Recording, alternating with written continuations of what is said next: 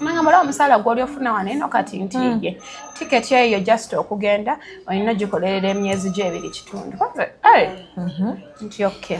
Nangama n'okudda kati bala emyezi ng'egi. Ze sente gwe salary yo gy'ofuna okuweza sente ze bakusasulidde mu tiketi just entambula.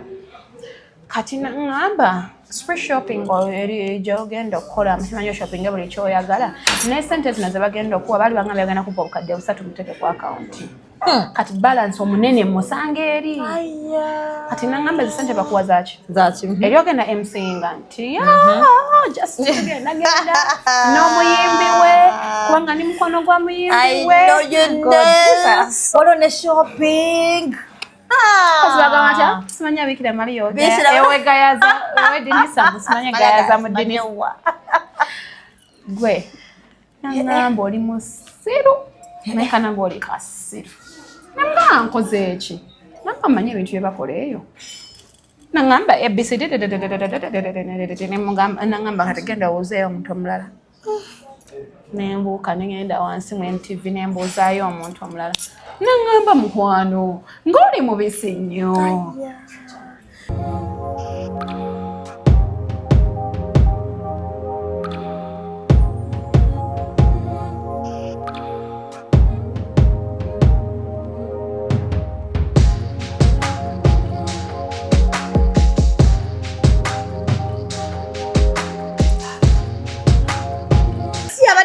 Gamba teka wano naji kugira nawe muteke wali ensawo tugambe rumu tugalamire bamumye nze segedde bamumye ayina chawo sayinza kwanga just mukufu nga mukufu abate yeguya mukwano nga muti aba yakuse kati ayagala mmanya kwe kutuboggolera the one of the two kwanza yanadenga mnyevu nnyo wewe baba mma baba banyivu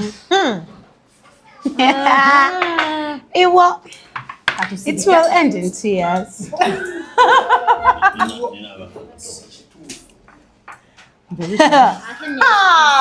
Mukwano kwata wato Rita kwata wato Rita Akakisha agatuja mu ebigambo werowozezaako omulimu kama wo kyayogedde katusirike wandi sose n'omuzaali kuba ino nga boss kitegedde obadde yagala kumbeeramu naye ng'okiyiye nnyo dage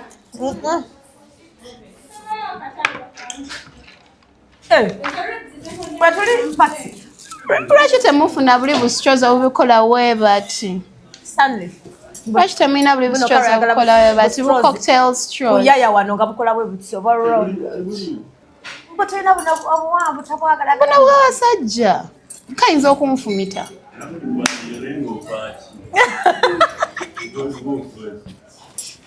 banywa soda mututayo buli webuti si mu bubi lwaki manager ajja atunnyonnyole lwaki yeye ate kyagaba straws batubuulire bweziti small things we can't beg until forever. It's a new year. Yeah. New year, new me. Rita goyagala otawanya wuli eri mulese Rita yatandeka kaviri ka red kyonna kyebapima ku yaya kikulu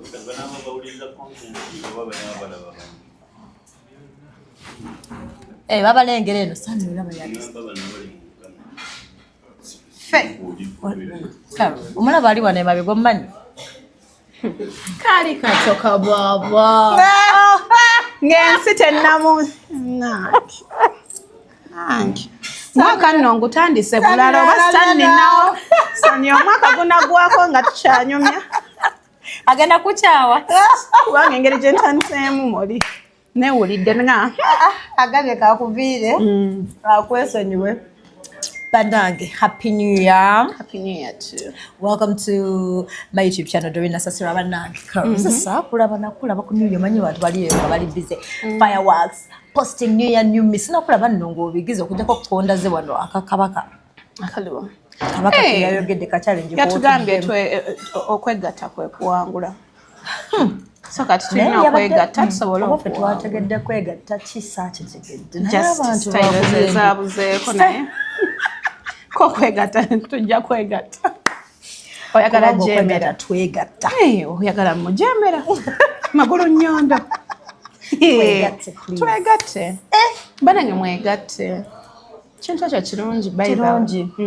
Do you set resolutions as well? I do, but this time round. Why? Kitadde. The resolution buli mwaka kwabeerangako oba nze yeroganga kwabeerangako number 1 weight loss. Wallahi karo. Weight loss ngeegaana.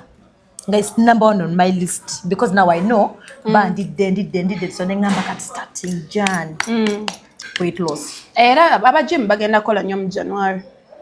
Then after 2 weeks nga bakivaamu mbu bulimu. Kiteeke ku Feb.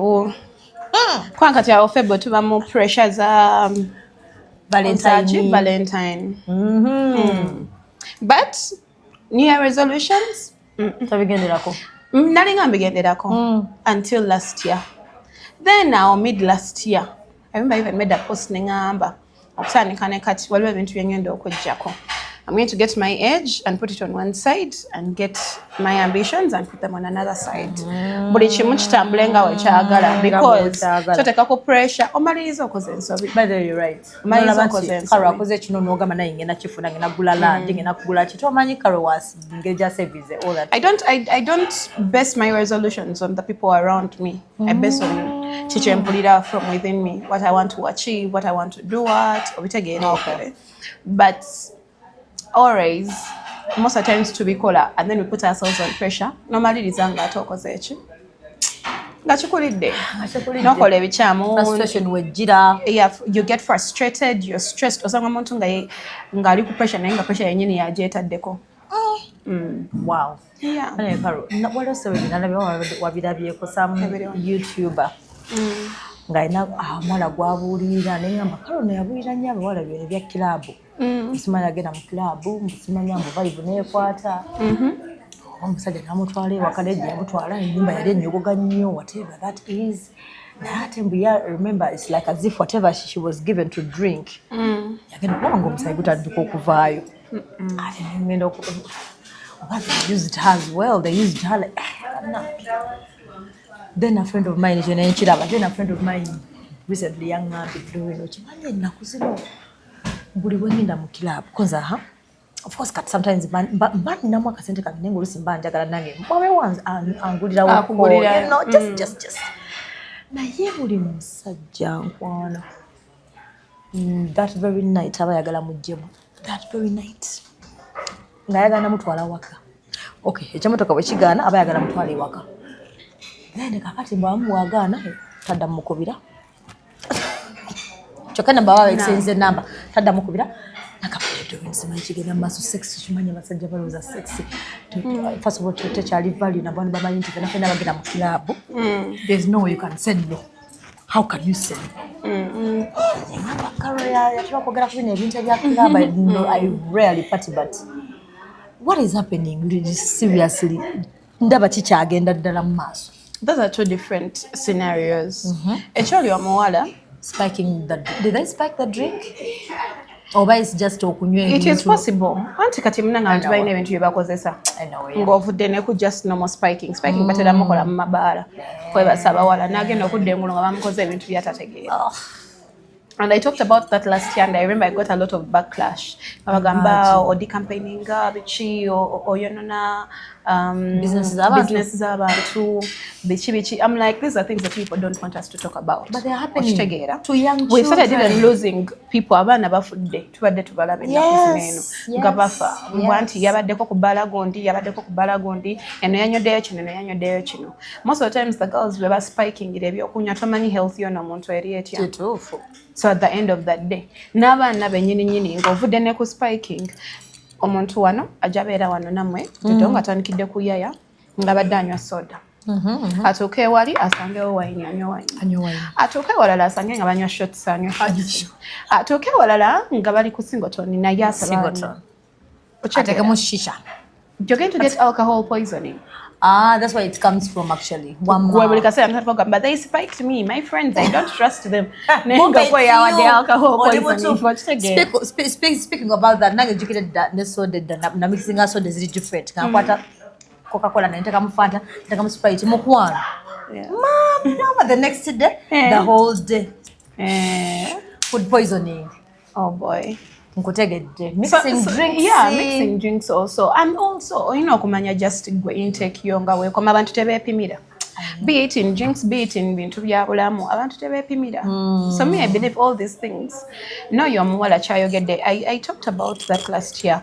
During my bad times. When you're the emceeing situation. I'm making 2 years. Yes. Without going to the bar. Not going to the bar. I go and hang out with my without friends. emceeing. Yes, but business naji. I didn't even put it on hold. I stopped. Yeah. I remember the last interview you said for you give yourself a target. You said yes. 5 years I'm done. 5 years. Yes. Wow. Kati nze target yange yatuuka 2 years back. Oh, okay.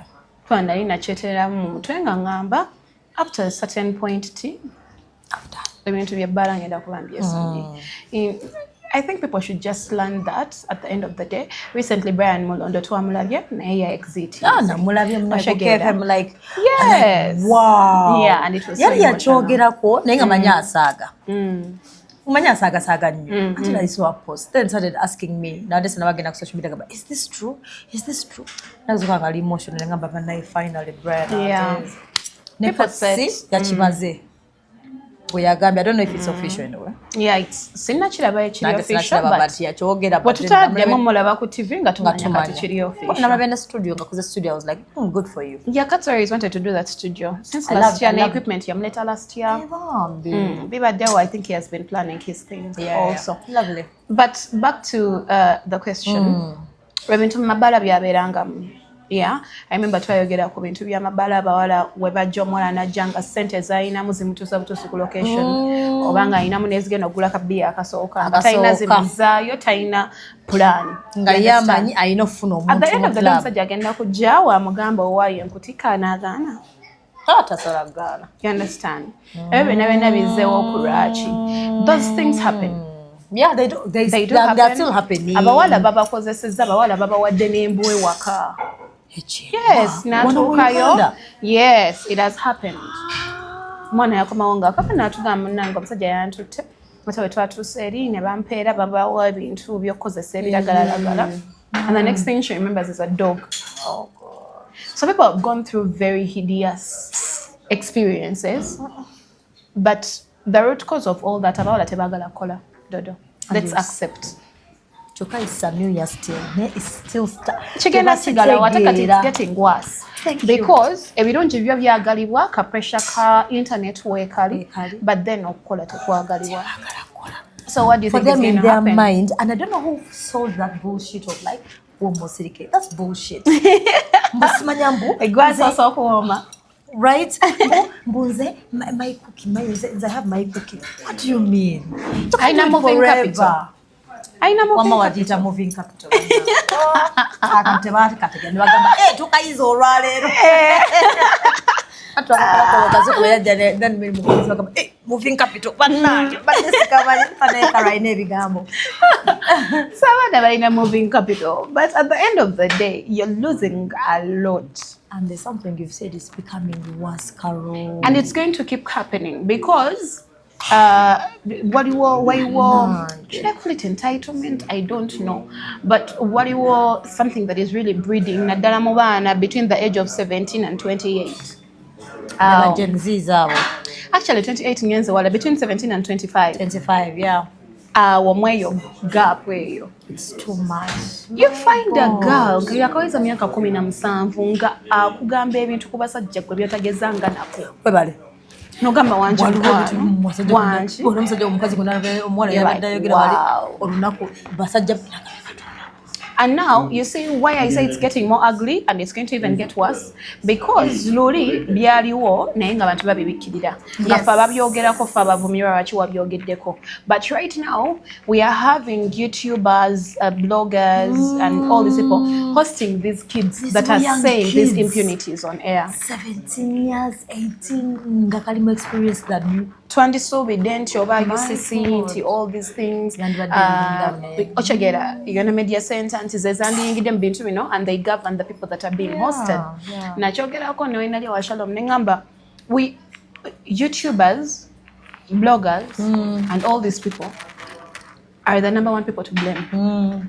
Because no mwana abadde akikolanga yeekwekerera at the end of the day kati agenda kikola fwa because batandise nobakyaza. Thank you. Essaawa zinene abantu babakyazibwa abasinga okuwemula ku TikTok gwe ng'olina agagamba kanene ojja kwesanga ku YouTube nga bakuhostinze and they're asking them about things ebiriso nsiba you're like ate no ng'abiddamu nga tebigatta kyokka omuntu amubuuza muntu mukulu ndo anti kati bwe buzibu kaana kato bwe kati n'akalemerako n'akagamba kati gamba walaayi kati n'akola atya kati ye style ki bw'okakasa obeera n'obuzijja bayorere but these are the things bye tuli okuleeta at the end of the day omwana ayingira obuyingizi system agenda agamba njagala beera ngoyo gwe bakyazizza naye atandika obikola oshegera we are no longer clapping for people who earn respectfully. Oh yes, true.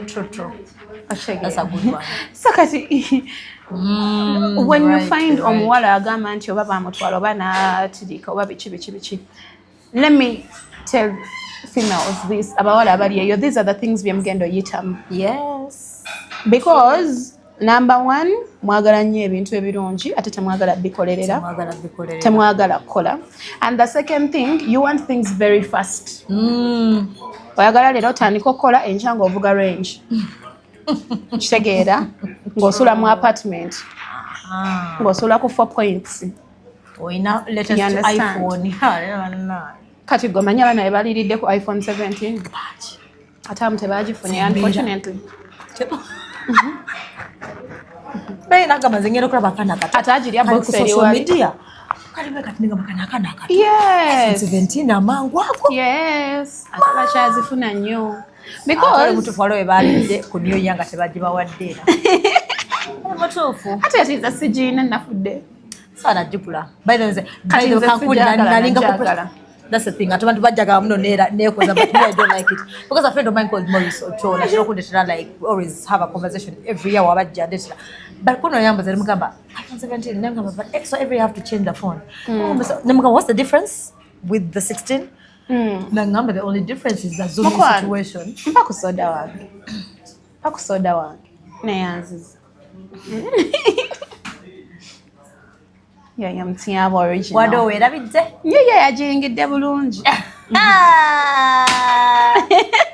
mutyaba ya it is what it is muleke mulero naye zinera njamu tumuleke tumuleka tulina omulangira later katekeeyo so kakati wanasi unayina nakola ki nemugamba what's the difference with just the zooming thing at times but then the color jebachusa and then also the behind nemugamba the camera resolutions the pixels everything national but at the end of the day it's still an iPhone. There are other things that I actually want that are not a phone at this point. Thank you. Naganye nemugamba era nemugamba you know what Maurice Alice if they ever bring iPhone 20 I'll go for that kati sanengoma ku 16 wali omwana esaawa zineeno nga bali mukozesa kirindi kubanga alina ofuna iPhone 17 atambuleko mu banne balabe nti yagifunye right now omuwala akola omwezi ng'afuna emitwalo 7 watugambe kale akakadde sente ze yandiggyengako nti oba buli mwezi kanziteko emitwalo 2 oba mitwalo 10 ngisevinge alina okugula engatto alina okugula engoye alina okugula wiigi alina okugula ki the expense of living is not equivalent to the money you're bringing in. Thank you. So at the end of the day, byogenda okukola ate kyoyogedde kukya okuleeta abawala ne boogera bali under age waliwo recent live gyonna bintu mukulu omwana ali kuli agamba nze nakubawo ekigambo nze gundi nzifunyeemu enkoledde babakyaza everyday ate nga bw'oyogedde omwana omutu wawulira nagamba kitegeeza cause tulina okujjukira bwenkola goonya simanya biki ngenda funa sente anti kati tulina okujjukira nti ate n'ekintu ekirala ng'ovudde ne kuba YouTube okwera nga bakyaza abaana we bati also tulina okujjukira nti no kati internet is more accessible to even the young generations abali mu primary abali mu god nze kati tab y'omutabani wange tekuli TikTok tekuli Instagram tekuli tab ye the only ways of communication gyalina ku tab ye is WhatsApp And your number, just your number, period. My number, my family members, a few of them, and I control it using my phone. I think the games could be. Anti games or downloading a game, they have to ask me permission on the monitoring phone. So I look at which game the kid wants to download. Oshagera. Nomuzadde atasobodde kukola ekyo. Nomuzadde atasobodde kukola ekyo. Monitor. Keberako randomly. Check this kid's tab. You don't know what they are watching. Nobody can go YouTube. YouTube is free. No, they'll call it. Mujina atikambutesi. Oh God. Kati also parenting obuzibu parenting and at the same time we have a lot of young parents and they are single. God forbid. No tabula buli kimu. You understand? I don't know how. That's why in when I get todo every single year I keep just thanking God. I don't know how I didn't become bitter. By the way, I keep wondering, I keep asking myself, I honestly do not know how I didn't become bitter. I keep sitting and I'm like, I went through this. I even went through this. I even went through this. Because as I did tell him apart from my dad, I think naye yajanga in when the worst has come to the worst. Yeah. Singina yo muntu asobola email n'agamba nti yali ampadde yadde emitwalo 10 oba 2. Ngaza mwana wange kabe taata we. Kyokka taata we kyali kyannuma ene bakasaba byogerako edda naye taata alina ssente ekyo kyannuma by the way. Rest in peace. But wow. Kyannuma naye nensirika. But then I just applauded you for your courage. Because I didn't see it on you like because it was a depression. I love you. You have depression for 2 years. For you don't know how you did it. No, 2 years. I'm serious. Sheba Ankola. 10 years ndaba empetanga ndaba white wedding ndaba children But look at me, every time I'm in a relationship, the first thing that I start thinking about, the moment I say yes to even trying something out with someone, the first thing I'm looking at, I'm seeing ourselves making babies and white it's wedding. Only me, right? No, that is how it is. Oh God, especially when I love the person. So imagine 10 years. I can't start. I can't even go to step 1 if I don't love you. Thank you. If I can't kiss you, so nakutandika. If your lips look like how? So I need someone with full lips. I won't tandikira. So imagine being with someone for 10 years that you know there was that connection. Kumaninga karo weda wano bubbles. Gundi yali wow. 10 years wali ungum.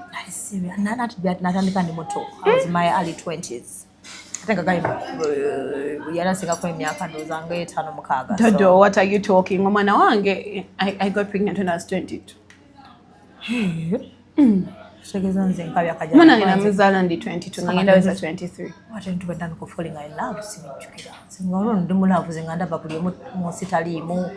I'm actually working on space, please. 2 years had to break. Oh God! It took me 2 years to heal. Okay, but people around, I don't know how to hide my emotions. I think the last time I weighed by that time I was 45 kgs. From 86 kgs to 45 kgs. I was that skinny. Oh my God! I was dragging my feet. Nature was until they told me, one friend of mine called Lilian Agamba, let me tell you something. He said, that man, you think he cares? If he says in this state, he will be happy.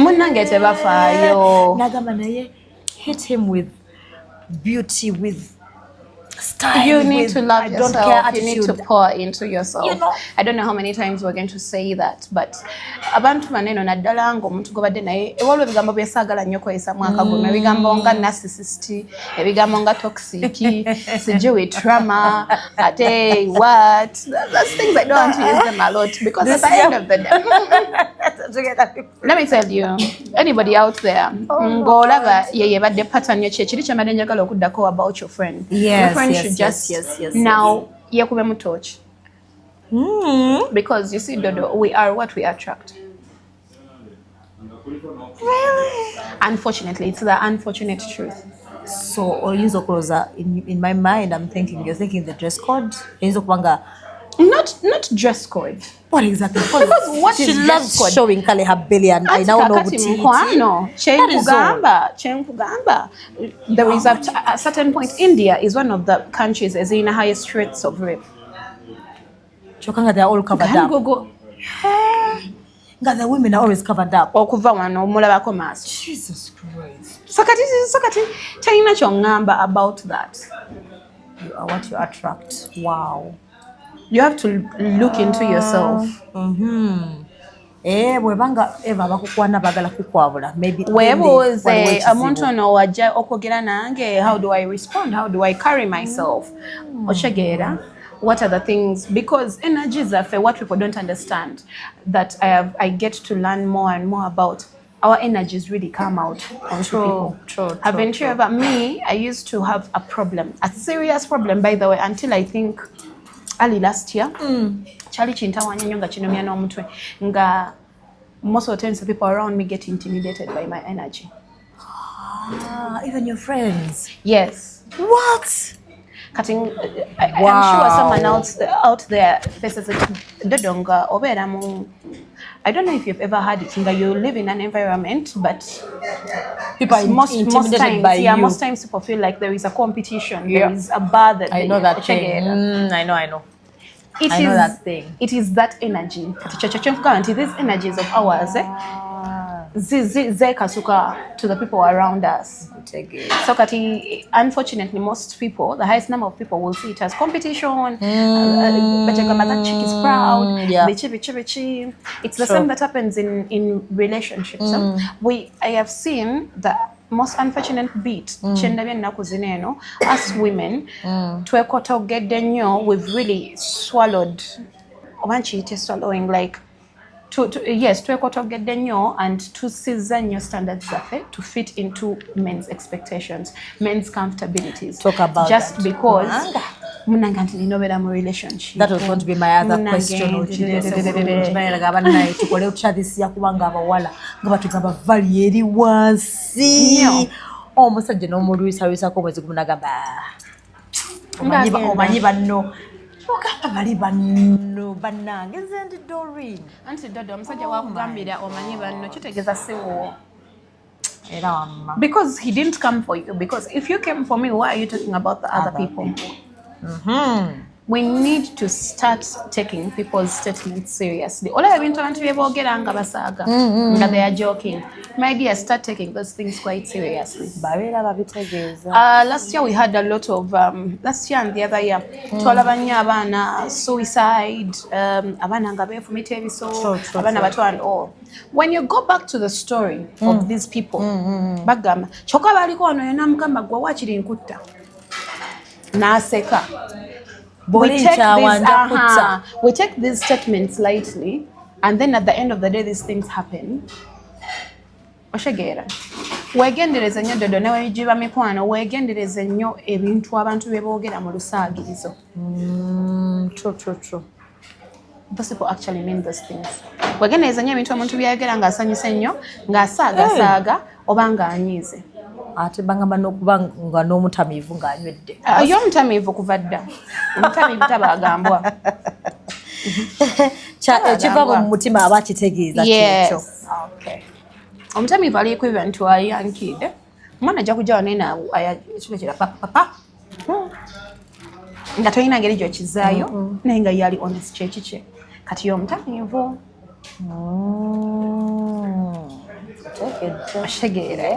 Yes, that's what you need to understand. Wolisanga omuntu ng'atamidde Dodo ng'akutudde enkoko ennamu ng'ali mu ggirya. Asobola okikola wali amuwuliddeko. Because even if they are drunk, they know right from wrong. True. Either you're right. It's like telling me, Mbwa, your boyfriend, yabadde atamidde nnyo ne yeebaka ne mukwano gwo. Like, come on. There are some things that we should learn not to excuse. Katogenda msanyo, munanga nti yali atamidde, munanga yali atamidde. You understand? This is just a catalyst. It is just something echipushinga. Yep. Echegera chongera ko bongezi ku already omuntu chimubaddemu. It's like telling me, you know, psychologically it's there inti abantu amu kale ziba genetics inti chabola bebweru omuntu wakola ekintu they try to search out yali abaddeko oba ne obajjajjawo obaani yaliko mukomera yakolako kino. Some of these things follow up people. Yeah. But also, it is your responsibility to break these generational things. Curses, yeah. Or whether curses, habits, yeah. Why not be a I'm different.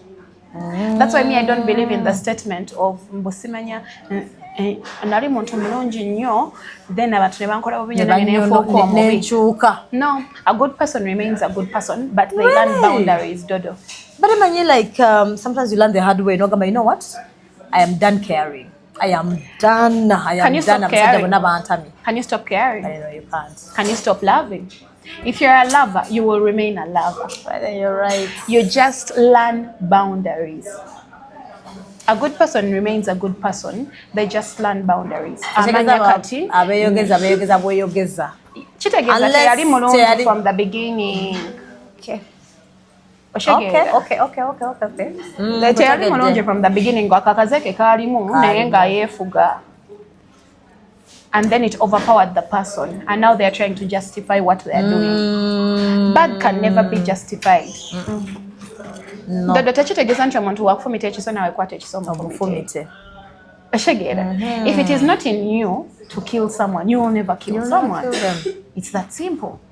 Chobola I was talking to my friend Agamba. Ngangamba naye karo bichi ozubwo kabira lavo.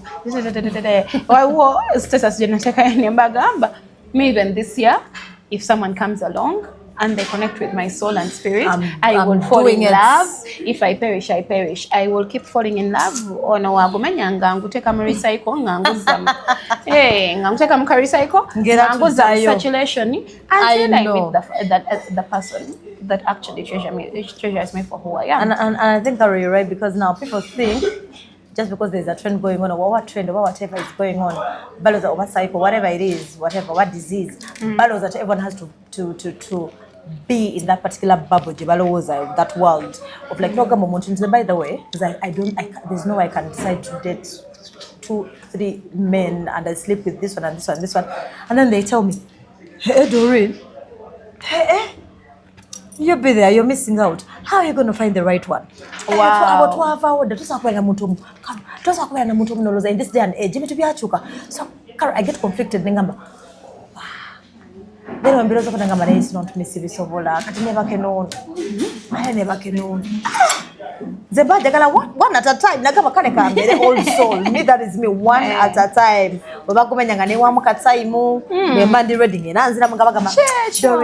You're missing out. We are different. But you're not living. Okay. What are you living? A joke on the car. Yandeka dana yatejja kongerera ddala okundeka. Okitegeera? Dada waliwo living ejo okundeka ate ekyandikira ddala nze mbabuulidde, because there's some things I don't see myself doing. But me talking about what I do doesn't mean no muntu omulala ndaba kyalina okukola. True. Because at the end of the day, everybody is entitled to what they want to do in their lives. Yes. Hey, though me, when basobola kukola kintu kati kiringa we navayo ne ngamba, me I can't date a married man. Nebayomba nabalaba. Tonalaba. Boyogeza kajjanjambo buli omutadde musajja w'omu. Waliwo nayaja ne mu inbox nampandikira ng'ali kunkansolinga. Nangamba Carlton nalaba. Ne mugamba mukama wange ekirungi wemba nsala ekkubo sikwansaza ate sitambuza muggo kitegeeza ndaba. Kati okulaba kwe neetaaga. Anti bakanya tonalaba, you haven't seen. Munange ntambula.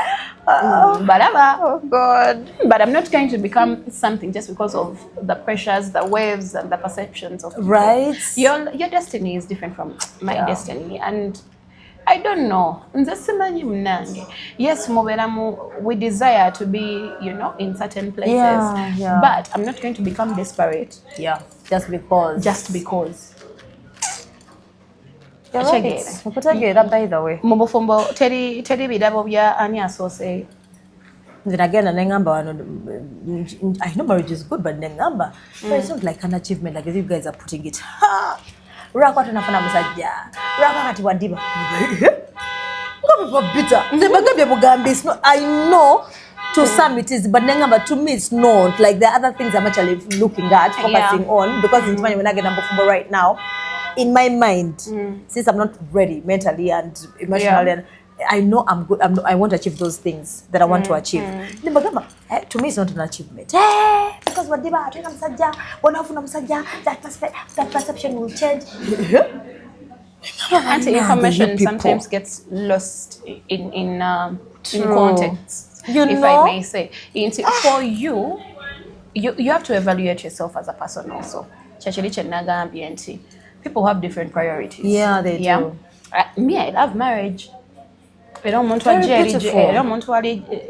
judging and have a mindset yet and the game. When Mokomia, they don't better smiling and channel young bro. Agamba chick switched. What from babe to bro? I said, most men out there aren't married. To tell them dating world because the first day of trying to know yourselves, first date. People, this generation, but more patient, mudu, kuba mulagawa. When are you going to come and see my parents? Like, what's your goal? Now, like, what are we doing? Like, is there marriage? It can't be the next day. It can't be the next day, but also no. What he says is like the first date. We bring the marriage thing on the table. Yeah. Okay, I just again, and they always want to know. Chupa tubali, ndagala kusesolinga, ndagala kuwasa. Nenziruka. In the long run, at the end of the day, I personally believe, as you're on the first date, what are people going to talk about? Your likes and dislikes. I like red color. Those are things you can finish over text. What is the use of a date? If you people are talking all the time, what are you people talking about? Especially if you're talking all the time. What you have lost meaning of a date. Dates are supposed to be intentional. Yeah. By the time you start going to dates with someone, people, let me tell you, with your own thinking. Ain't me from the word go, I want to know your intentions as a person. And it's not just because of your getting that I'm going to believe you. Yes, abasajja balimba gemazima naye actually si basajja bokka n'abakyala nyinyi balimba. Nsobola okuba nga nze at a certain point I'm in some financial stagnation nga njagala omusajja abeere nga mpayo kasente nzije nga mulaga njagala bufumbo. You understand? So it's a two-way. And it's not about men. Let me tell you, both genders can do whatever. Yeah. The end game, what people should pray for is finding someone who actually aligns with whatever goals and visions you have as a person. Sure. But also, nature chintu cha nkugambe echo, Justin, so all of na change akala. Me, if a man's words don't match his actions, I will know. When I told people the first time that I'm going to make 23, people are like, "Hey, auntie, papa, net dance sa papa." To me, sa papa. Reason being, me, I adopted the first kid when I had just made 18. Oh, really? Yes. Wow. Nice. Kajimu, Jariye. But you're there with parents' best, and now we're not that much in touch. But me, I've always been a family-oriented person. There are things my dad tells me, and we even laugh over them, and he tells you. Ever go yagala nnyo okubeera n'abaana okola biki nemba mufumba tokotoko from the word go nga nze mbeera maama sibeera mwana kati it's about understanding yourself as a person nomanya ebintu ki. We need to learn to give ourselves time as people. It's something that I've been working on last year, and I'm going to, I think, even work on it better this year. Discovering I just yourself. learned to pour into myself. I used not to do that. Show yourself more love. Yes. More, give yourself more time. Yes. Take yourself out. Right? All those things. Dodo, I would go out because my friends have said we go out. Yeah, true. Yeah. Because my friends are out, then I go out. Because I am just bored, then I go out. Right now, everything that I do is intentional. And it's not even just about age. It's we outgrow some certain things. Yeah, we as do. People. Yeah, we do. But also I used to pour a lot into people.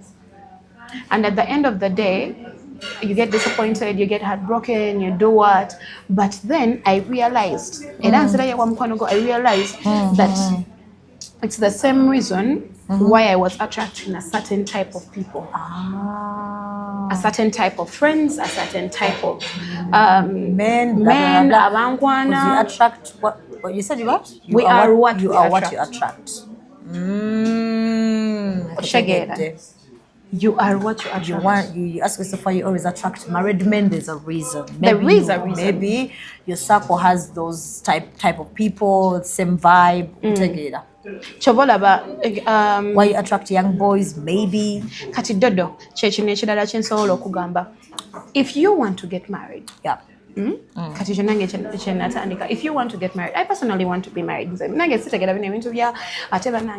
go out on a date with this one. Then tomorrow you go. Me, I emotionally invest myself in things, be it friendships, just normal friendships.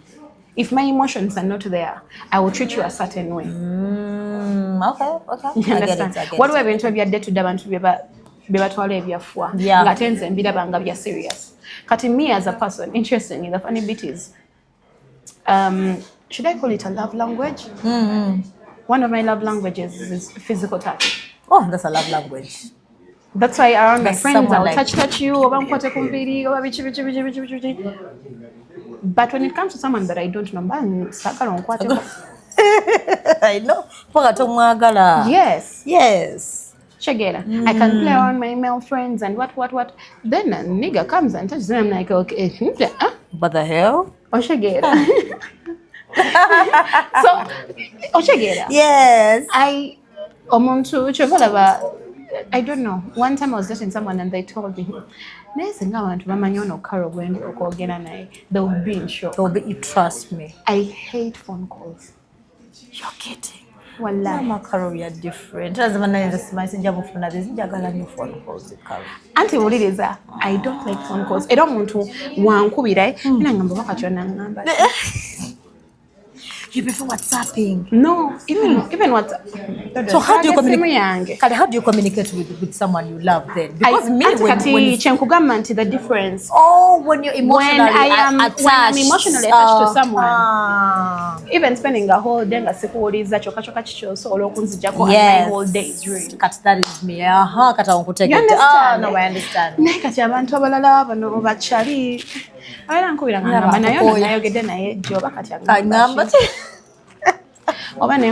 text.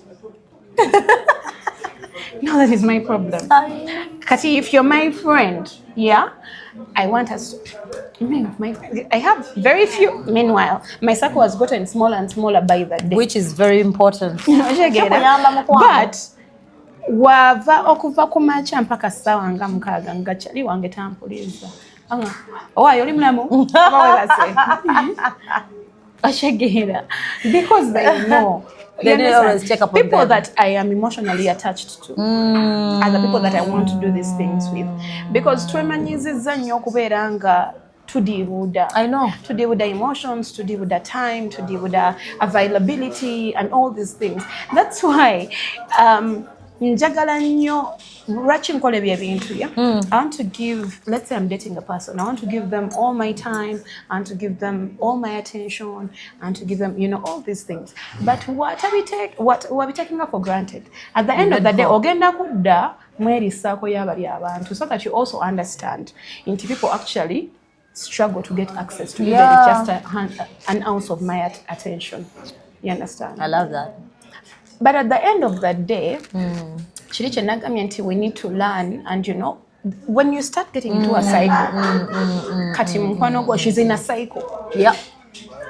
Nobeera onga gwe buli musajja go dating ogenda omaliriza okutegeera nga alina yo family obanga omusajja go dating ayagala kigwe that night. Thank you. Ever yet takugamba nkote utwalako ku number we shall that is a cycle tomorrow and go on a date. It doesn't even just go away by just learning yourself. You need to pray. Really? It's spiritual. These things are spiritual. Dodo sex is spiritual. Yeah, that's true.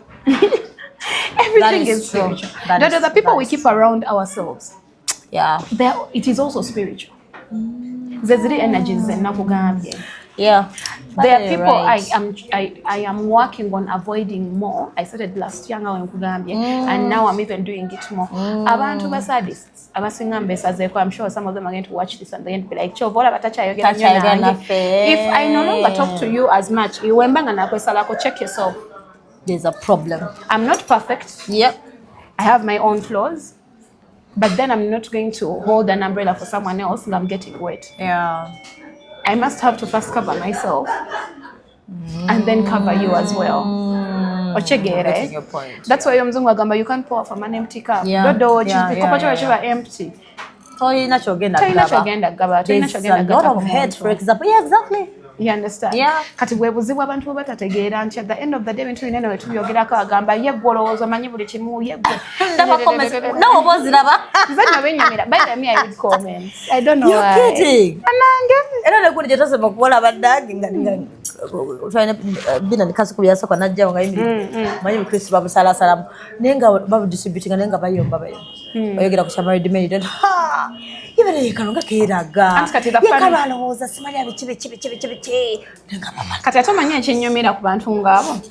Tasobola yita ku video yange. Ajuiza na watching ariko commenting nga. Oshegera. So I almost said nenga choka ne kula be chances sa. Never na karo na fudge. Wataka ne ka video ka clip akam. Karo bana. Na kala bakuseta sio na sirika nenga ne karo. Nenga zakale so ana bite kayo. Na sirika nenga bana this chick. By the way, I don't say I love, but I entertain. I entertain some of these things. But again, I go I get at least 1 hour of my 24 hours. No going up. Just to give people time. Because let me tell you, what I got to understand, these people don't hate me. They are going through something. So they are projecting. Let me tell you, one thing I recognized in my life, I used to wonder. That time when I was so much on TV and in the bars and what, there was a time I got a lot of backlash. People even look for your number. And you're like, what? And then at the end of the day, I have been revolving and I'm going even the more, and I feel like detach and not just detaching. It actually gives you a peace of mind. Dodo, I have peace of mind. That's nice. I've never been this peaceful in my life. Wow, that's nice. Very nice. Why? I learned to understand where people come from to do certain things. I used to believe olaba ngomuntu wankola ekintu ekiriye ngambera ngamba dodo nankola ekintu ngekyo mu bantu bonna teyandibadde dodo. And then at the end of the day, I later understood it is what you did is not because of me. I'm also going through things. It's you as a it's not just dodo. I don't understand people. I understand. Sitegeera nti no dodo yakinkoze because she's going through something. No, ntegeera nti no dodo yakinkoze because at her level engeri gyategeeramu friendship yaffe akirama nti asobola okukola ekintu ekyo. Let me tell you, the biggest problem we are having is that we are calling we are calling people friends, bestie, bichi, rather than ngate in the mere fact twandibadde tubayita acquaintance. You know, they are just people we share mutual friends with, workmates. Those are the titles we're supposed to be using on these people. Sometimes we are friends to people who see us as strangers. True. Because at the end of the day, be it relationship or friendship, because friendships and relationships, because at the end of the day, we are sharing time, we're sharing souls, we're sharing emotions. Brachi, yes, people do things not because of you. They do things because that's the value they put to whatever the two of you have. Tell him on Tali Sibasi. buli omu ebintu byakola abikola ategeera. They sat somewhere and they said nze gundi yakubye eddodo ejjo nze okugenda naye ku lunch leero n'empostinga kigenda yisa kitya ddodo. Then they evaluate n'ateekako minzaani n'agamba ku ono n'eddodo ani asinga okumbeeramu amakulu nti katika ngende n'oli ebya ddodo n'abiraba. That is how much they value your friendship, and you need to accept it and understand it. You're not going to be able to do that if you've not been pouring into yourself. Yep. Pour into yourself. You understand? Yep. I was talking to someone who told me something like that. And then they were like, I was going through something, and then I told them, you see, it's the pain I am having is not because you were going through something and you did that. The pain for me comes from, if it were me going through something, I very well know I would never do you like that. Right? Inti bino ebintu byetugamba mbu bambi bba wange yanvumye kubanga yabadde munyiivu. You understand? No, we need to have boundaries. You need to know newe nandibadde munyiivu ate wano sandituuseewo. Yeah, true. We have people that are dying in relationships. Omusajja oba omukazi bali bamuwutula bamukola biki. And then they are like, and they are putting it on themselves. Bambi nze yamunyizizza, bambi nze yakoze eki. Even the people outside are doing that. There is a celebrity couple that broke up sometime. Omukyala n'agenda n'abyogera. I don't want to talk about them that much, but abantu abamu when I talk about it, I know. Bajja kigata omukyala yavayo n'agamba ng'omusajja oyo ne wankuba yankuba n'enfuna yagamba omusajja yamukuba n'afuna miscarriage. And when the mother-in-law came, she was like, Auntie Mbwa yamunyiza lekera omunyize nnyo okutuukako ekyo. You know, and at the end of the day, when you keep saying this, omuntu agenda kibiribinga mu mutwe gwe asigale in that abusive, toxic relationship. People are losing their lives. Well, yeah. They're losing their lives, they're actually losing their sanity. And not just because of only relationships. Friendships and relationships in they're literally this. Yeah. There is not much, there is a very thin line. True. You're going to be there, and then at the end of the day, and then I tell you something that would have been a secret between me and Bina. Yeah. Teri wengena pretending nanti tekina kyekigenda kuyisa. Because at the end of the day, the way you see that person is going to change. Yeah. It has to change, definitely. So what are you saying, Busimani? Yeah. That is, when we start learning some of these things, our lives will be better. Yeah. I personally, I love love. I love being in love. And me too, I love pampering, but it's okay. My happiest time will be when I am with my person, and we have actually made it official. By the way, I don't even want those big weddings. I'm like,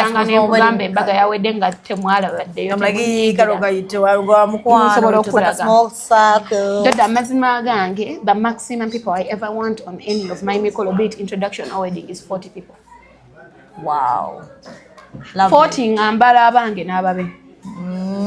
So 2020 literally. If you had to split. Wow. If we had to split equal atenze wange kinene nnyo wajja vaya abantu nga 10-15 kati 20 tebawera. For your peace of mind. Because trust me. Watch chiri chemadde nkamba before I even come to that. I love love. Yeah. I love commitment. I love settling down. This is something that I'm looking at. This is something that I'm hoping for. Yeah. But eventually get in so that it doesn't come out wrong. I do not need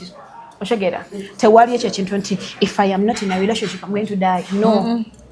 You can survive. I want to be in a relationship with someone. But at the end of the day, when I'm dating this someone, if you're in a relationship, Dodo, there has to be that mutual respect of this person can live without me.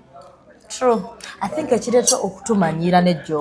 really understood the fact that we're also emotional human beings. Women is these men. I don't know if they're the manipulators or what. This was where omusajja watali. Omusajja to manipulating and na to take that thing of like you can't live without me, by the way. Then taking in all the bullshit. That's a mindset. Cheating is a mindset. And I can't blame the men. I put it on you. Like I've showed it to him, like, yo, I'm crying, I'm begging for your attention. Not knowing your worth, your value. Not just that. Anti kati olaba wetunadda mu bya not knowing your worth. Navaako awo ne ngenda ne ngamba abantu omuwala jabeera nga gamba me, I'm pretty, me, I'm worth this, I'm worth this. You also you're worth a bet. Linga tolina yadde akagaali. Oh Lord, don't say. That wants to know about your beauty. Picture omuntu alina akapeesa nga asaba iPhone 17. Oh, this is Carol. Nedda. When a man comes into your life, honestly, when a man comes into my life, there has to be there has to be something you're adding on to me. Yeah. There should be some elevation of sorts. There should be some elevation. If after 4 months of me dating you, there is no elevation on myself, silaba wanting no kati kino kikyuseemu kati kino kikyuseemu, then which means we are not moving, we are stagnant, we are just there. And if I confront you and you know you can't be responsible and you're not holding up to the accountability, that is where sigenda kutandika kuwogana. No, I am emotionally safe as a person at this point in time. It was not until recently when nalekerawo sigenda gamba nti nno nalekerawo completely, but Doda used to write texts, not texts, long paragraphs, not paragraphs, novels. You're kidding. Makwano ngojja kukola wekiba kitabo olina flipping weba WhatsApp olina okukolamu what. How long did it take you to write? Oh my God. And by the way, when I'm in that zone, you're like I am mind like is racing. Not only my mind, my fingers. Sometimes I write things and after like the next 3 minutes and then I look, I'm like, what did I just do? Oshegera. Korea jisome no jisoma. Je bali bannange eyo. Babikola. Chitofu. Me, why am I able right now to talk about it? Because I am growing out of it. So what do you do now when you're pissed off? Because you know someone can get on your nerve and go, you've told this person 3 times.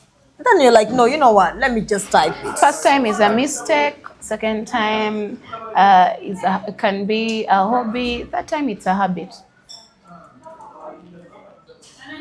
So you either choose to stay or go because it will never break. Anti chovola bawali nakugambye Dodo nti no teri muntu musiru. Chetofu. Dodo, you don't need to communicate more than 2 times to your partner, to your friend, that you're not comfortable with something. Yeah. Kyekiri kye nagambye nti omuntu atuuka ku minzaani ng'akola ebintu ebimuye. Kyekiri n'ekirala kye nagambye nti n'omusajja agenda kungamba nti they are ready, they want to take me, bagala kumpasa. But are your actions matching your words? Matching the words. At the end of the day, if we're just dating and I can tell you something and you can't compromise, then which means compromise is good. Then which means you're actually not ready for marriage. True. You understand? Kati, there is absolutely no way ojagamba. Let me tell you, if you're with a partner and they can't compromise, that will sacrifice. There's compromising. There is compromising. True. When you're in marriage, that's where the sacrifices come in. But when I'm dating period, me, I don't know how to date someone for more than, for what? 1 year. Ngama kolachi. 2 years. Mukolachi. Mugende mu CT scan bakebere ebyenda by'omuntu. Nanti kati mwagala kulaba byamuntu. Tukyetegeera. Mwetegeera ki? Honestly, for me, maximum people should date for 6 months. Period. Then after 6 months, you see a chidako. Let me tell you, in 6 months, how many? 6 months, mwime nakumeka. Huh? 1990. 28 rough Friday. So rough Feb. Tubalire waneno. Let's say every month tubale excess. Nti buli mwezi gulimu ennaku asatu mu Oh, 1990. That's like 120. 180 times 6. 186. Okay. Okay. 186 days. That's close to 200 days. 186 days. Yeah, close to 200 days. Literally close. Mweze 200 days omuntu abatonna mwetegereza abatonna manya kituufu kyali. Kyova nakubuuziza mugenda ku date mugenda yokola ki? That's why these men no longer value dates. That's dating for what? No, come hey, let's go on a date. Like, date to do what?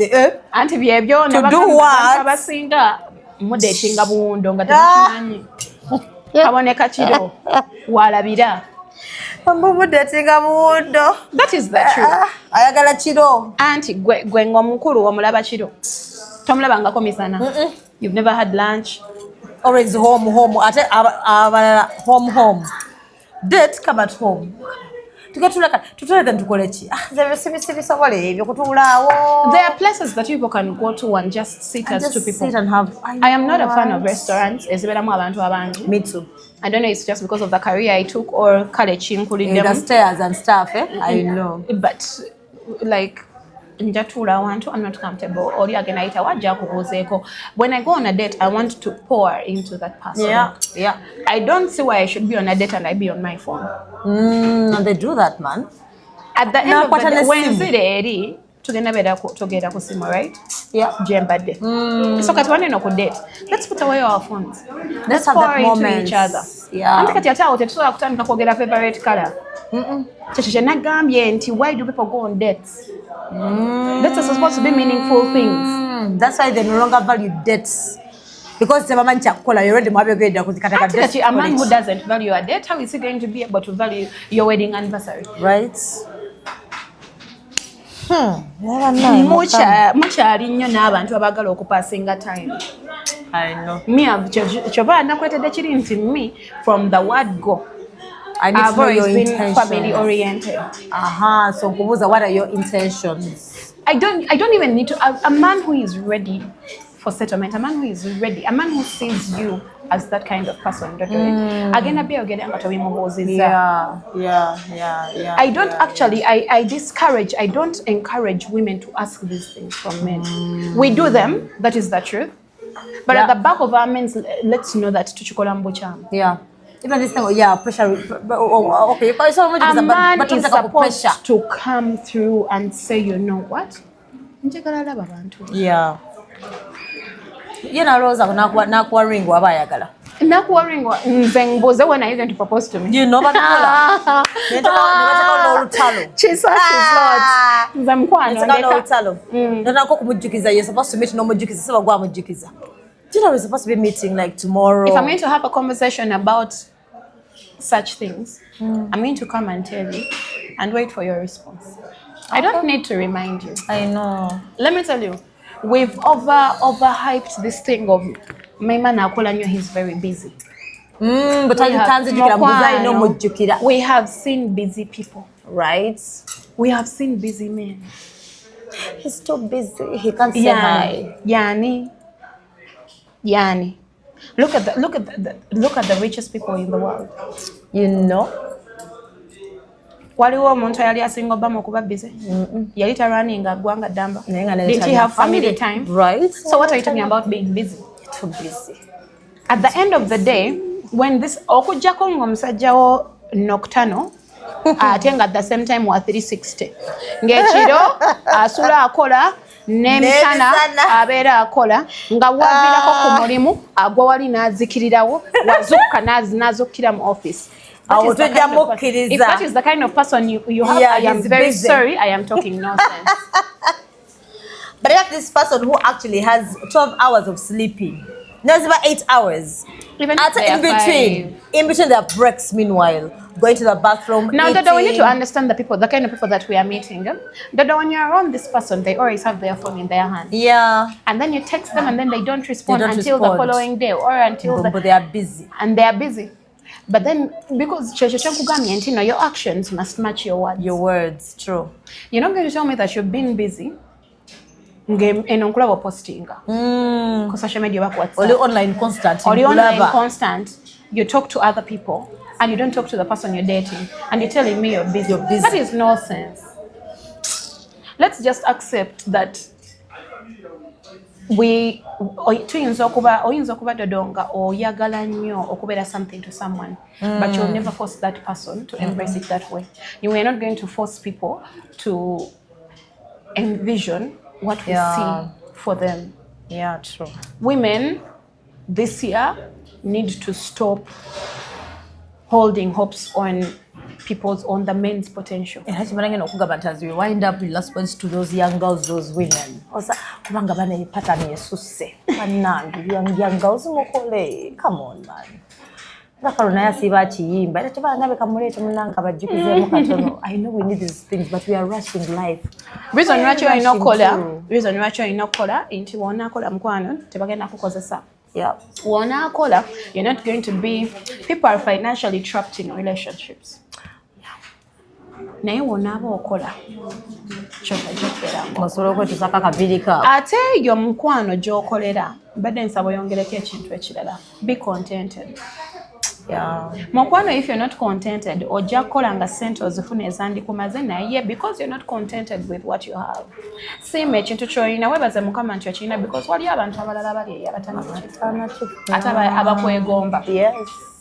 Nze whenever I remember that, let's remember where we came from. Dodo waliwo wetwali nga tosobola nakola ki nakwegulira kamere esaawa zino osobola okwegulira ngobeera n'enviri nezibeera ku mutwe n'ogamba zigira zibeerayo.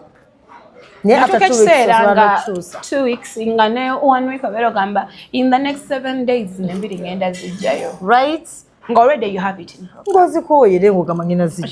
Yes. But be contented with what you have. Dodo, if I wasn't contented from the word go, what were we to be under the industry? Get to call it them, get one galiramu. Because the opportunities and the access was there for me to do them. That temptation atenga n'ababikola be banja ate ng'olaba omunno agenzeyo n'akikola n'ayitawo n'avuga emmotoka ziri ezaalagirwa n'abeera mu zi apartments ze yeegomberamu oshegeera otegedde byembeerako awo ze bagamba kuno okungamba kana Doreen gwe tumanyi kyeweesubye weesubya bamanyi I battle with my thoughts. I'm like yeah just one day nga bagamba one day kigenda kujjako nange nezenga by the way one day that walk of shame after that what with no emotions at all then to verenga batemanyi waliwo anti akagambo ka anti kiri kyenda tekiggwawo anti bwe bagamba kyenda tekiggwawo sigenda lekawo signature bena byetwanika nga mtu never forget one so you know batumanyidde. I even got emotional sometimes. I am almost doing it. I'm doing it. As a guest to someone's birthday, but after the birthday, the money is there. They're going to first give me a deposit. 10 a.m. then another deposit. Maybe sabi kugamba never gamba. Manager wa muyimbi yali antwala. But the boat cruise. Waliwo South Africa, waliwo Dubai, waliwo is it America? Is it the States? The other parties there is half. It's like either once or twice a year. Wabera years as a white party. Mkono bali bansonga. Chokana likato. Ngandi movies. Ngamba leta passport tugende. Mama. Mankulita nkeera ngenda ne passport kumima. Nana singate katate echambusa. Ekiro yangu yanangamba nchate wera bila passport konze ye nangamba kubanga oyina bank account sicho konze ye ekatante gutugenda kuwayo sente ozeke ku account ogenengo toyina stress nabe wako balekere sente then kubanga te wogenda eri balance ojambe I was thinking balance wala ku speed no kati akagamba balance kikamya balance omuntu ansasulidde ennyonyi bagenda ngenda tukeri nga bangambye tukeri bagenda nakuwaka ogenda okole free shopping nkimanyi ndi celebrate ennaku zino akanyawanda akapya akokotipaka naye nga banjagadde nnyo ntuuka ku session nino nagenda ne passport eyo okumanya nange obusiru buno ng'oli ready ntuuka nina gwembuuza bano abakulukulu ababeera omwo mukulu yali aluddewo ali mu production mugamba wamma anti kati actually nno nali simubuuza nabyebyo that's why me I tell you people who don't pray I don't know how they survive in this life mukama yakwa spirit of discernment ngenda mugamba it wasn't even discernment kugambe nali mubisi ngenda mugamba njagala kulaba kati wana nti ngenda wandiika ntya because ndi mugamba ku station ani gwe nina okugamba nti no week ejja ngenda komawo ku Wednesday nti ennaku ebbiri esatu sigenda kukola nangamba olagawa nemuga nsigenda ku white party banayinze kantuulire white porridge nangamba gwaya akajja mwana gwe ngokedde okwe nangamba kuyo nobagenda kumpa ne sente nangamba kati tiketi eyo omanyi sente ezekula nti nedda nangamba olaba omusaala gw'oli ofuna wano eno kati ntiye tiketi eyo just okugenda olina ogikolerera emyezi gy'ebiri kitundu nti okay nangamba n'okudda kati bala emyezi ng'egi ze sente gwe salary yo gy'ofuna okuweza sente ze bakusasulidde mu tiketi just entambula kati nangamba spree shopping eri gy'ogenda okukola mukimanyi shopping buli kyoyagala ne sente zino ze bagenda okuwa baali bagamba bagenda kuba obukadde 3 muteke ku akawunti kati balance omunene musanga eri kati nangamba zisente bakuwa zaki eri ogenda emsinga nti just genda n'omuyimbi we kubanga ni mukono gwa muyimbi we olone shopping Kazibagamacha simanya bikira Mario ewe gayaza ewe dinisa simanya gayaza mu dinisa gwe nangamba oli musiru nekana ngoli kasiru nanga nkoze eki nanga manya ebintu byebakola eyo nangamba ABCD nangamba kategenda ozeeyo omuntu omulala nembuuka nengenda wansi mu NTV nembuuzaayo omuntu omulala nangamba mukwano ng'oli mubisi nnyo nengamba what are you talking omukulu we yatuukaawo ekiro nga ngenda kola live weyo omukulu n'atuuka okukima passport nfuluma wabwero nemugamba passport nagyerabidde nayomba nezivaako nanga oli kasiru kawala gwe ekigambo kyesiri erabira yangamba gwe kati nze nkukakasa ogenda kuba muwavu ogenda eno industry togenda gifunamu yadde neyakasi gwe kati wabwavu obusumuludde oli kasiru budde kumbe kati I later on like years later like even 4-5 years funa commission wamulemesa wentegeera anti cheka bambi commission ye bali bamuwadde nadde omusajja nga yali dedde gomanya sasema ne bali bagenda anti kugamba nali fish ani banange nze wenjogera ebintu ebyali awo nga nakatandika live ya dodo sina bya camera kubanga there are people there are prominent people that came and in their mindset omuwala akola ku TV gwajja buzi sente meka noziwayo n'abamuyingiza wali mu hotel and up to now people have that mentality. And I don't blame them because yes, of course, I don't want to pretend. It still happens, I know. Some people do it, but it's not for everyone. I wish they know. Munanga they know to buy Nanga I've gotten offers. Buli muwala abadde ku TV, buli muwala abadde ko mubala, tuli bamalaya, tuli bayaye, tuli baradde, tetusobola fumba, bichi byonna bitubaddeko. But you see at the end of the day, so buli musajja that's actually that's the challenge I have buli musajja nadala abakulu yebyo sente soka bali waliwo ayangamba waliwo yakingambako nangamba nno ffe baatugamba muliwo tuti netuti nemugamba kitegeeza mazima oli mufere nangamba otegeeza ki nemugamba nti nage bangamba buli musajja abeera ne sente nyingi aba mubbi temu mufere kitegeeza oli mubbi temu mufere mbona edda nze nina bizinesi yange nemugamba nti kati kyekyo kitegeeza muli Illuminati otegeera nange bangamba but at the end of the day this life it's for the living. It's for that, right? For the living. Live your life. This life is for the living. Enjoy. Buli omu aina omuntu we amutonderwa. Yeah. The day you'll understand that. No, that's why I don't know. I don't care whatever statistics, whatever science. Women are more than men. I don't give a shit about which is okay, by the way. Me, it is very okay. There's a other thing of like the China motu, China review. My man will be my man. You have to share your man has to be shared. My man will be your man. I believe that, I trust in that, and I trust God for that. If at any one point I have my man, newembanza de dodo, nentegera nti otandise ebyo ebintu, I will walk away. Siba kibagamba nti alina era bw'okyadibye. Kati ebbanga agenda mutabani wange this month agenda kuweza emyaka 7. Akuze fembi wetu kati you know, I think also that oba nakyo kiyingizeemuuko nti I have this thing of if I could handle this, how about you?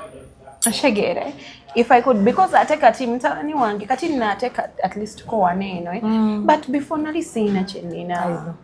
Me up to now I uploaded that story told of like noleka nachiroza kunenga basechibambo banandivuddeyo noleka the kalina na biroza kunenga bakali wadde yachogerako but in my head I'm like kale nange nensonyiwa nezo nanga sandivuddeyo ne motoka nenjo kulekera vayo ne motoka zo bino bana nenjogera zakanga akalo banna vayo ne motoka. But at some point my friends used to call me Omavayera. I know. Omavayera gatuse. Actually they called me that for like a whole 2 years. Agamba that story ngojinyumya. Dodo nada kuboda nzekola ba. Sonyi wasiganye ne ndadivide ne motoka. Ebintu byesibuka takabye monja don't care. Motoka anjitwala. Kati obuzibu olaba. Obuzibu bwennina obulaba. I can't say I love too much. But I love too much, Karundi Muslim. I don't know what too much is. Too much is not, you become stupid. Bobaloza is stupid. And that is you. That's how you express your love. Me, I want to hear your voice every day. Hey, you're being too much.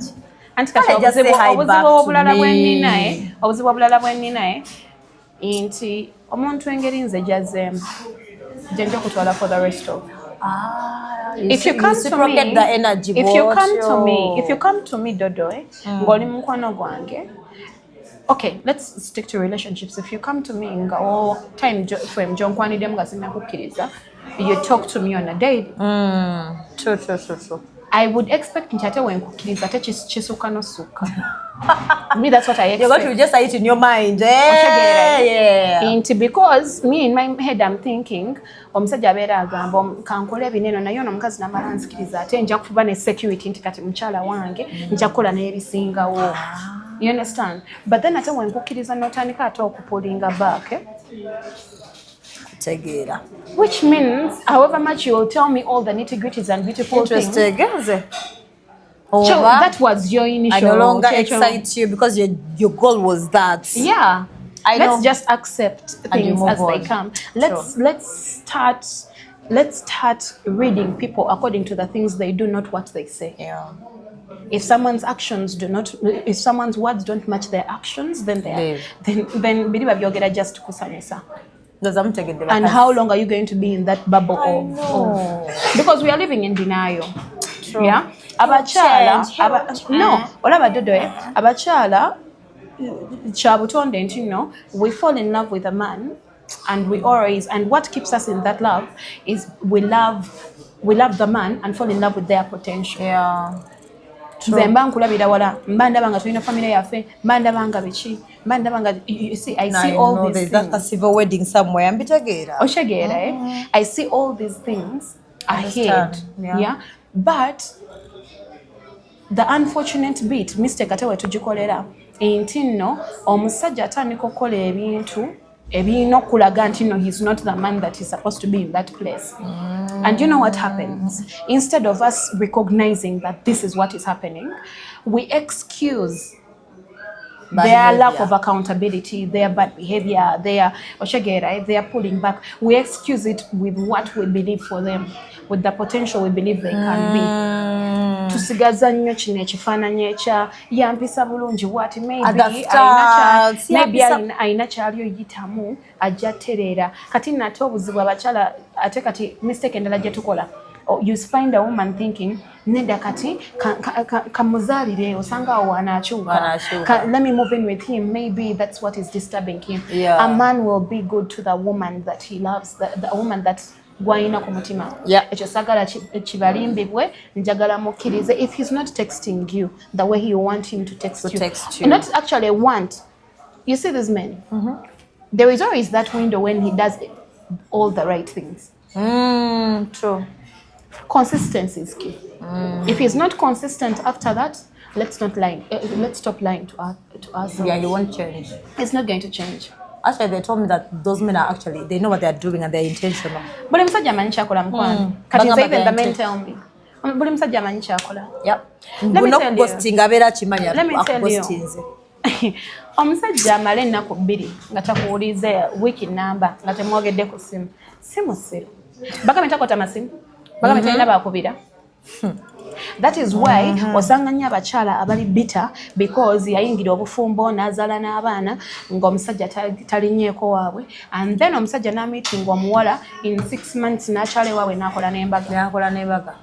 Nimugakala abadde n'omukyala ow'abaana myaka 10, babadde bonna myaka 15. I've been with this guy we've been dating for the last 2 years. Ate kati bandaze ng'ali ku mukolo.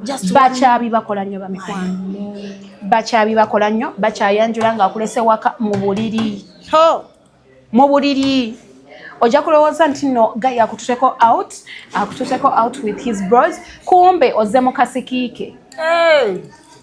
Mwebake na wamu kumbe ali mu kusiibula kumakya akeere agenda ayambale agende ewooli. Sajja mwenga mujoga. Men go for a woman that nkyogere ntya. You see men, engeri gye batondebwamu endala gye ntegedde, a man will end up with a woman who triggers something in them. I'm talking about normal men. Yeah. Real men will go with a woman who actually intrigues them, a woman who wakes up their ambition, a woman who does all these things, a woman who is not afraid to confront them. With respect, of course. Definitely. Yeah, togenda ngo sama kumwana kumusajja wabandi tebamuzala nawe. Yes. A real man who actually is looking out for a real settlement, a real relationship, who is looking out for a woman to build his life with, will go for that woman. Chegera. Abasajja basigadde bapalapase betusiibamu. I know. Ajja kusettlinga nawe because you're easy. I know. You don't ask for accountability. Towogana toyomba. Nagamba oyo what you kati oyo kangwemba nteke wakata atanomya mutwe.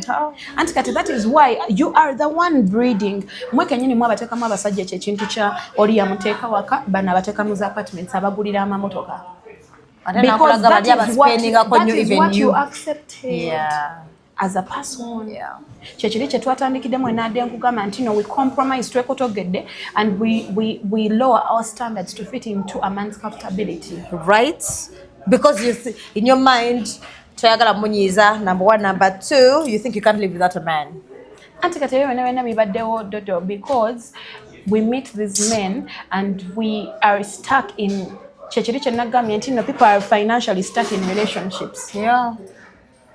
Financially, it's just a public linked. They want a public gratification. Yeah. Me, I'm talking to a woman who is out there who actually wants to settle. I'm talking to a lady, a female who is out there who is not looking out for sama. I can't talk for sama because that is not me. I can't talk for side chicks because that has never been me and it will never be me. Yeah. I don't condemn them because it's not my place.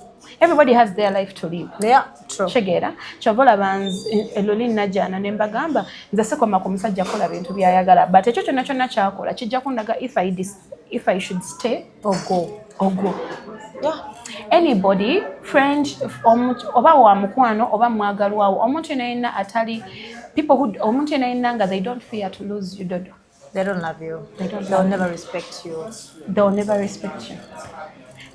The day we shall understand that, a lot of things will work out for us.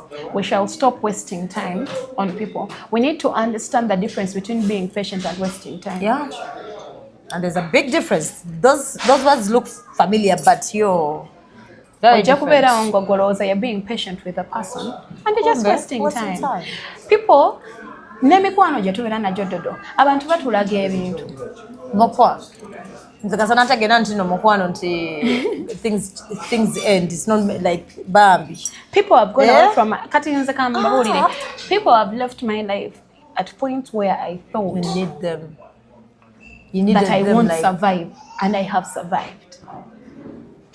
You can only survive actually. Oshegera. Just the fear that keeps us there.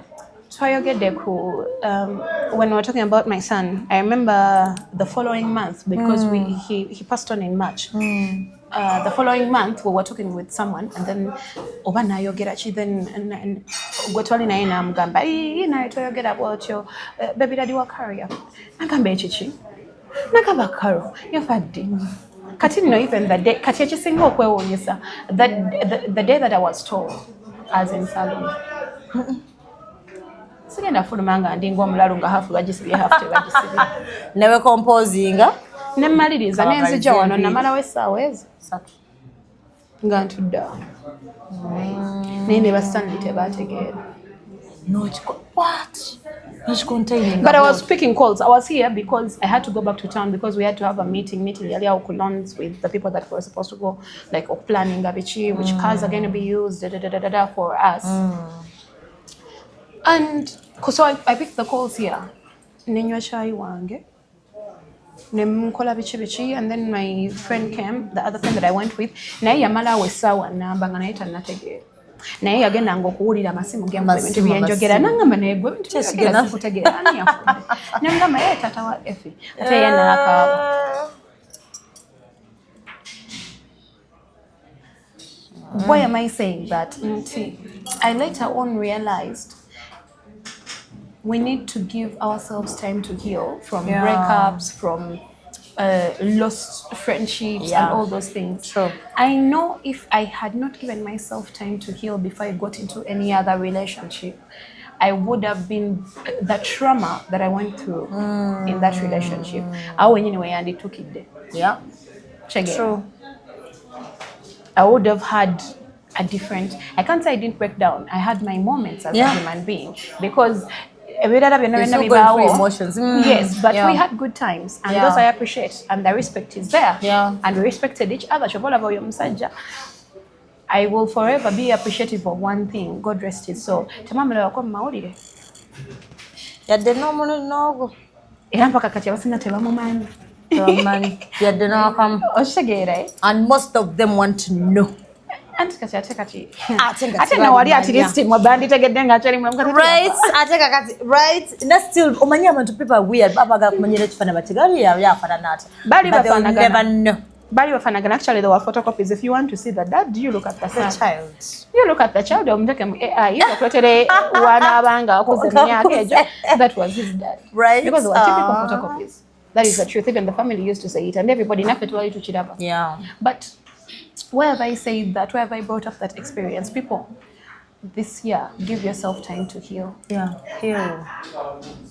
Pour into yourself. I love that. Most of the depressions, most of the things abantu abamu bye balyokola omuntu nafuuka sadist ebyo bye bagamba mbu omuntu n'abeera nga agamba abantu bamusawo binyo because we've not given ourselves time to heal. And in the healing process, allow yourself to feel things. Yeah. Twagala nnyo okutalaafiya mbu tubeere bamafiya bichi. Dodo me, if a relationship is showing me shege, I will cry. Nanga I cry, and then I always talk to myself, Nanga Manaye Fachi. If I start asking myself questions, the day I love so much, but the day I wake up, Carol. Nanga Mfachi, even though you call me Carol, Wallahi, I'll never see you.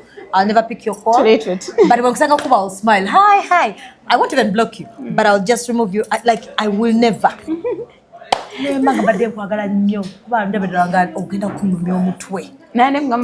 I'm a lover. I love. Actually, around me, they know. Me, I pour into the people around me. And that is uncontrollable and I can't stop it. If I perish, I perish. In my head, Dodo, anybody who appreciates it, there will be the people that will remain in my life. Yeah. But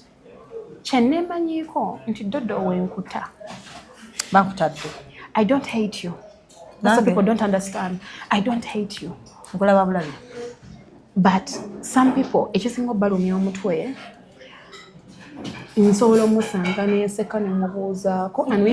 I can even sustain a 30-minute conversation with you. And then I walk away like nothing happened. I realize that. No, I realize that. You know why? I give myself time Kitera okuntwalira like a month or two. To process it and everything and accept and be chill. You know what Chinkugamba Dodo, give yourself time. If you want to cry. If you want to go out, go out. If you want to do whatever you feel is going to help you process, do it. Do it. Don't stomach those feelings. Because they keep stomaching those things. They are easy to be triggered. Okay. But me, njakaba buli wempulira nga kinoma nkabe. If I feel like checking your status, I will check it. If I feel like looking at your picture, I will look at it. I'll stalk you until I heal. Until I feel like I no longer need to. Oshagera kyakiri kyenkugambye nti n'omuntu ajja gamba courage John nabadde ndyawo nga smilinga naye saa zina apita bro, because you see women detach from you. A woman will detach from you dodonga achebaka nawe if you're still having intercourse. She's still cooking for you, she's still smiling at you, she's still calling you babe, honey, my love, my man. Nenga mutima checked out. Yeah. Chovola ngamba abantu by the time omukyala wayendera physically omubiri n'omutima byaba yagenda dda. You're right. Da. You understand? Yeah. Me, I have been around people kati waliwo omuntu gwe healing from and I say I give you a chance. Yeah. I can talk to you. Naye wendaba nga you're hell bent on triggering me. Njagamba kati oyo omuntu they are stranger. Dodo jakuba otudde wano eno nzije ntuula onyemene bana abantu bonna malenveewo. Basuuza yadde. I can say hi. But I won't give you I won't give you the time. Nonyumya nga sikuliiko. Ekyo nkikoze a number of times. I remember there is a time Kats ne Maso wevantuuza. Ne banga mwana gwe kimanyi tubadde wali ne gundi. Kiki ekyo kyokoze? Kiki kyokoze? Ne bagamba nkoze eki kati nse nno nga sibijjukira. Ne banga mwana gwe oli mutego. Ne bagamba nkoze eki. Ne bagamba ochimanyi you made the person so uncomfortable. Nemagamba nno kati atenze sibiye mbadde nako. If I check out like that, nemagamba but I give this person opportunities to just oshagera. Nalemererwa kati nze mwagala nkole nti. Oshagera. That's why I have learned engombo yange y'omwaka guno eno. I love you so much but I love myself better. I come first. I have learned to be selfish because people are selfish. But journalist research tegera naye abantu bakindaze. Last year has been one of my most trying years, but no one even got to know. Me too. It has tried me in ways I didn't even expect. But or you know how to hide it. Like wow. You keep the smile on, you keep the glow. Zebigana. Mbwa no camera ngampulira fuck you.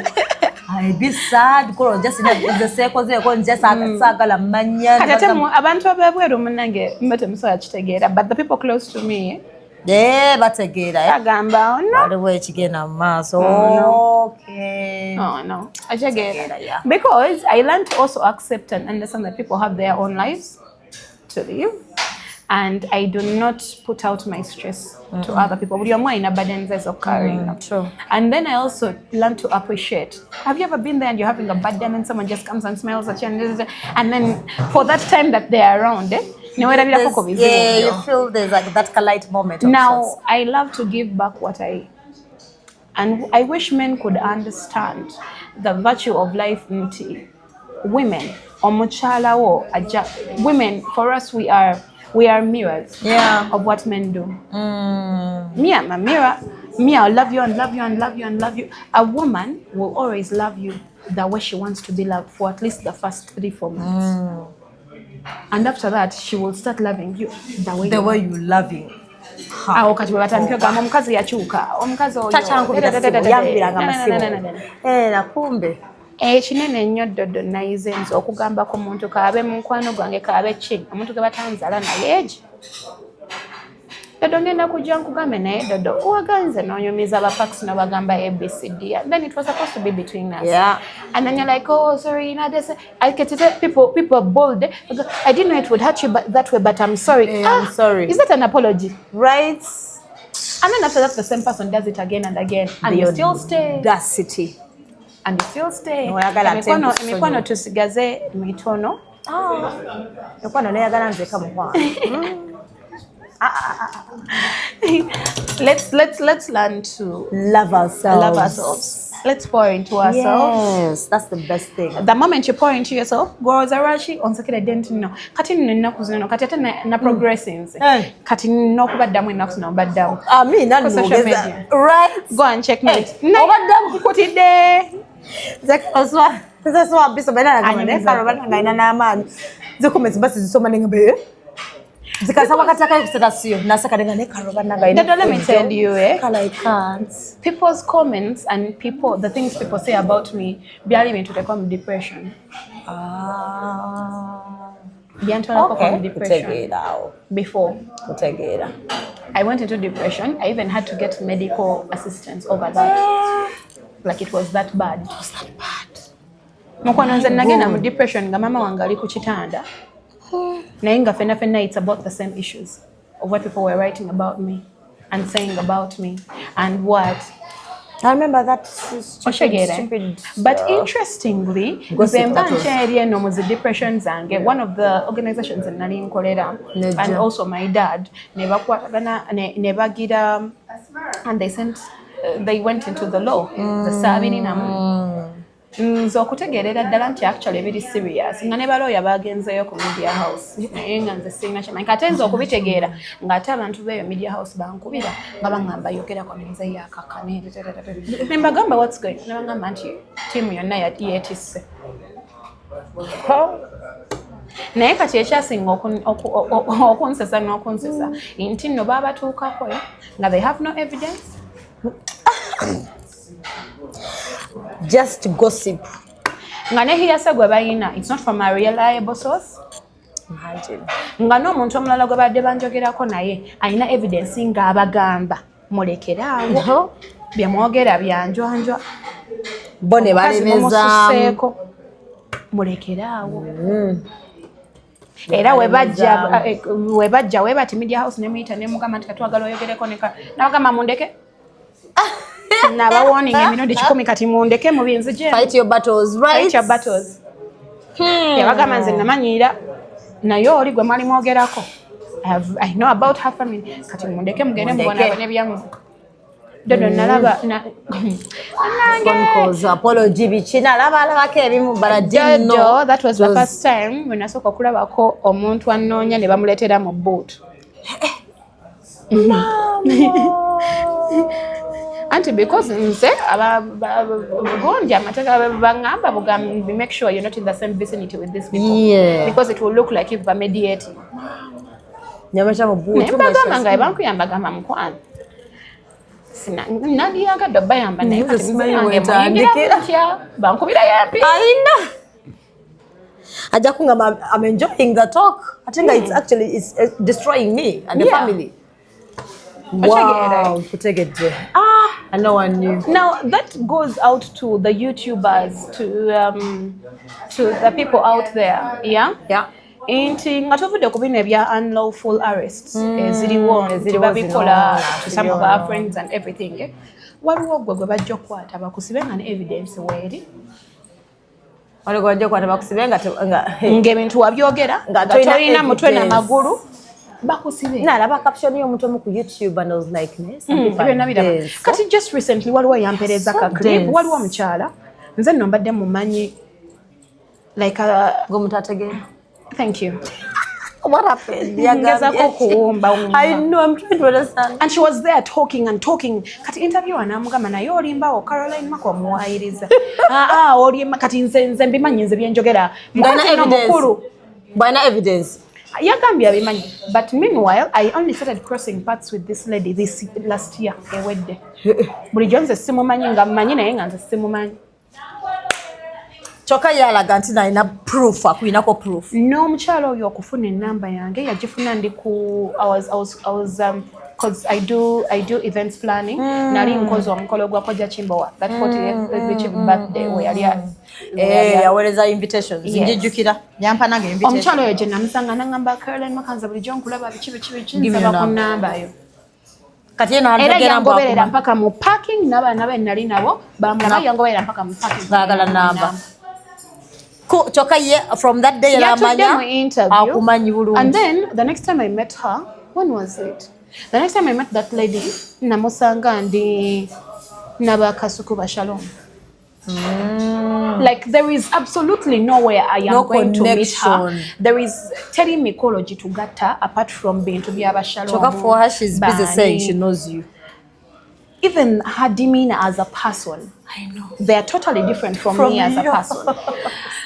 So even the things she preaches, like there is absolutely no way her character connects to my character. Yeah, true. There is no way when someone okubera oningamba njagala kwera koko pate na gondi. True. Our vibes don't match. Our understandings don't match. They don't. Naye namulabye nga ayogeranga atudde. Ngatali serious. Yabadde na Megatron. Ngayogera Megatron namugamba naye Caroline Makango omuwayiriza. Nedda tugen maliriza. It's okay. Tugen nagmaiza. Na mugamba nze kati nkubulira gwamanyi byenyimanyi nze nkubulira era omuntu gwe yabadde anjogera nako naye namukubide ne mugamba ono omukyala maybe gwe omumanyi maybe omanyi kyeyanga ate oyo yaani because kati nno nze at least mbeerako eno mu baana b'akantu ye nsobola omulaba naye kati ate oli tababeereramu ddala kyokka ng'oli sipategenda kwogera mutegedde bagenda kwasama. And I'm wondering, okay, it's okay. We really want. I understand. Omwaka gwedde gutadde aba YouTuber ku pressure ya relevance, no kumanyibwa. But I mean, not everyone knows you. I best man understanding that someone thinking she's known by people like everyone knows me. No, they don't know you. Not everyone knows you. Stop lying to people that you know us because you don't know me. I know. Chemjagalo chopa ida we chitufu. Nchipochoka ngabe mutegedde tindeka. Tada tukoma we chigambo chigambo bana guys. Thanks for watching.